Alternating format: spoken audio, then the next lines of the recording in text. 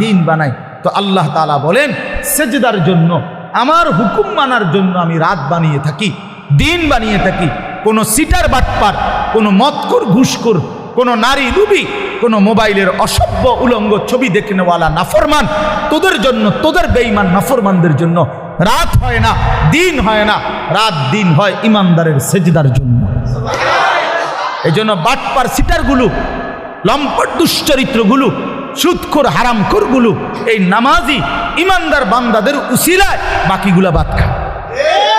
এদের বরকত, এদের বরকত। এই সিটার বাটপার চলে এদের উসিলা, নাইলে এগরে খাওয়াইলো না।